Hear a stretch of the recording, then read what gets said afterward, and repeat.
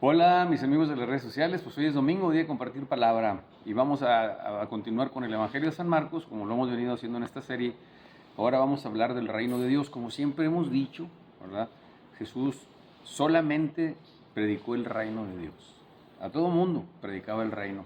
Cuando dicen que Jesús hablaba del amor, que Jesús hablaba de los pobres, la prédica del Señor era el reino de Dios, porque para eso Él vino al mundo, precisamente para instaurar el reino de Dios. Es la misión que Él traía.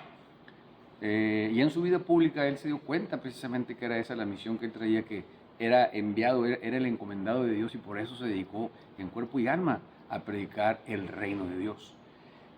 Ahora nosotros, los cristianos del siglo XXI, que nos decimos cristianos, pues hemos sido infieles a la prédica de Jesús, porque en las iglesias hablamos de todo y nos enseñan de todo, pero no nos enseñan lo que es el reino. ¿En qué consiste el reino de Dios? Fíjense, paradójicamente, en todos los evangelios no nos dice Jesús qué es el reino de Dios. Se suponía, ¿verdad? Ahí en Mateo 13, en el capítulo 13 de Mateo, lo que son las parábolas, se suponía, porque Jesús les pregunta, ¿entendieron esto?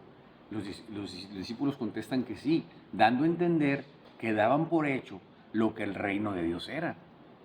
Pero Jesús nunca dijo en qué consistía el reino de Dios. Es como un político, ¿no?, que habla de democracia.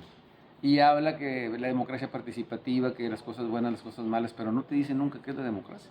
¿Por qué? Porque da por hecho que todos sabemos lo que la democracia es.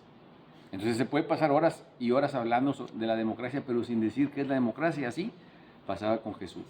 Entonces, ¿en qué consiste el reino de Dios? ¿Qué es lo que entendían los discípulos de Jesús? Acuérdense que eran judíos todos. ¿Qué entendían por el reino de Dios? Y para esto vamos nosotros a tratar de resumirlo esto. Por supuesto, ya ven que aquí es muy corto el tiempo, pero vamos a resumirlo. A continuación vamos a dar desde el Génesis. Fíjense, bueno, vamos a empezar con San Marcos, por supuesto, con San Marcos 1, 14 y 15. Dice la palabra: después que metieron a Juan a la cárcel, Jesús fue a anunciar la buena noticia de parte de Dios. Decía: ya se cumplió la hora señalada y el reino de Dios está cerca. Vuélvanse a Dios y acepten con fe sus buenas noticias. Fíjense, ¿qué quiere decir? Que sabían perfectamente bien que Juan anunciaba el reino de Dios. Era el precursor de Jesús. Contextualizando el Evangelio, posteriormente matan a Juan. Y Jesús viene a continuar la prédica que había dejado Juan pendiente a los judíos. ¿Por qué? La pregunta siempre es: ¿por qué Jesús no hizo nada cuando mataron a Juan? Se enteró precisamente que le habían cortado la cabeza a Herodes, a través de Herodías. Bueno, ya saben la historia. Pero, ¿por qué Jesús no hizo nada cuando se enteró que mataron a Juan el Bautista? ¿Cómo era este reino? ¿Cómo iba a ser presente Jesús el reino? ¿Iba a pelearse con los romanos? ¿Iba a regresarle el reino a Israel? ¿Cómo lo iba a hacer? Esas son las preguntas que se hacían los discípulos, y al día de hoy se siguen haciendo. ¿Qué es lo que iba a hacer Jesús? Y bueno, Jesús parte de una lógica, fíjense, porque como ya les digo que él predicaba el reino del amor y la justicia, donde todos nos veríamos como hermanos. Fíjense qué tremendo. O sea, que no era un reino violento, no era con violencia. Ya nos hemos dado cuenta que combatir el fuego con el fuego es una locura. Jesús ya lo sabía, y precisamente se disponía a conquistar, a instaurar el reino, precisamente a través de esta estrategia, que no, sin violencia, con amor, con la gracia de Dios. Y fíjense cómo, con la gracia de Dios precisamente, y vamos a ver, fíjense qué tremendo, qué pensaba el judío del reino de Dios. Desde el Génesis 3, en la simiente, desde el paraíso, que la serpiente habla con Eva y la seduce, desde ahí estamos haciendo nosotros notar que cuando se quiere instaurar el reino de Dios, se opone un reino negro, un reino de las tinieblas donde Satanás es el jefe. Y desde ese momento está la lucha, ¿verdad? ¿Y qué es lo que pasa en el paraíso? Pues que la serpiente seduce a Eva, ¿y qué es lo que le dice? Si comen de este fruto, serán como dioses, vivirán al margen de Dios, ya no serán esclavos de Dios. Y de esa forma le engaña y la seduce y caen en el pecado. El pecado a la postre viene siendo lo que pierde al hombre hasta la fecha. Lo pierde completamente. ¿Por qué? Porque el hombre quiere vivir alejado de Dios.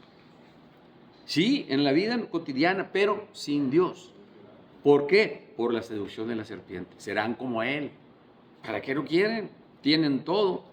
Y es cierto porque Dios, en este reino, lo primero que tenemos que ver es quién es Dios.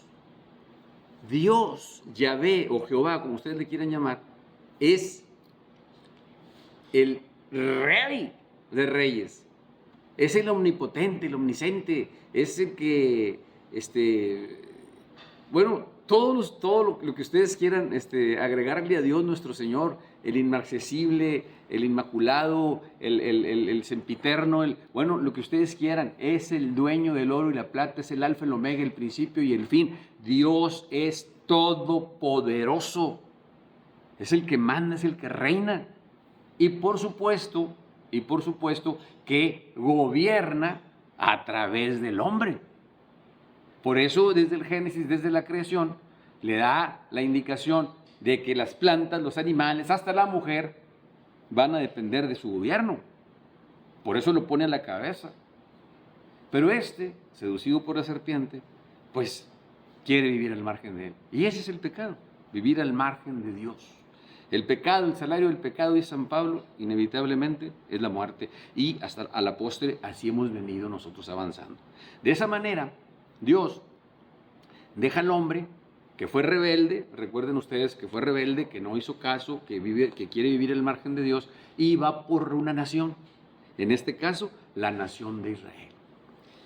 ¿Cómo lo realiza? Acuérdense ustedes que habla un hombre, Abraham, lo trae desde el país de Ur y le hace la promesa que va a ser padre de miles. Entonces se viene Abraham, hombre de fe, y también le falla a Dios, y luego se viene Moisés y también le falla a Dios, y así se suscita toda esta historia de la salvación, donde irremediablemente el hombre a través del pecado ha venido fallándole a Dios. Porque luego después se instauran, les hace falta una monarquía, instauran suben a Saúl, el primer rey de Israel, y luego después viene el rey David, donde le hace la promesa a Dios a David de que de su simiente van a ser el elegido. Y se viene la promesa de Moisés a David y de David a nuestras fechas, pasando por los jueces, pasando por los reyes, pasando por los profetas, y así se viene la historia de la salvación en base al reino que Dios ha querido siempre instaurar desde el principio hasta llegar a nuestros días al Señor Jesucristo. El Señor Jesucristo, el elegido, el que fue diseñado, fue escogido, el que fue empoderado para instaurar el reino de Dios en la tierra. Pero, ¿qué es lo que ha pasado? Que otra vez el pecado nos lleva a no realizar esta misión. Por supuesto que tenemos a quien seguir, a nuestro Señor Jesús, que Él no cometió pecado en toda su vida terrena, y ese es el ejemplo que tenemos que seguir nosotros, los cristianos del siglo XXI. Pero, ¿por qué no se establece el reino? Por la misma razón, por el reino de las tinieblas que no deja avanzar a los que realmente queremos este reino. Se nos vienen los obstáculos, se nos vienen las trabas y no se puede. Y viene la pregunta a preguntar, pero si Dios, que es eterno, inmaculado y que quiere lo mejor para el hombre, ¿qué no puede hacerlo y de una vez por todas terminarlo? Claro que lo puede hacer, y claro que lo puede hacer. Tiene el poder para hacerlo. Pero no lo hace porque es precisamente esa la enseñanza que Dios quiere que el hombre aprenda hasta nuestros días. Que es imposible caminar en esta vida sin Él. Es imposible no depender de Dios, hacer nosotros mismos reyesitos de nuestras vidas, nos ha llevado al fracaso, nos ha llevado en esta vida, nos ha llevado a no cumplir esa encomienda que se nos encomendó. Por eso es que estamos siendo infieles, porque ahora en las iglesias predicamos de todo, se predica de todo, menos del reino de Dios, que es para lo que vino Jesús. Hasta aquí la enseñanza, nos vemos la semana que viene.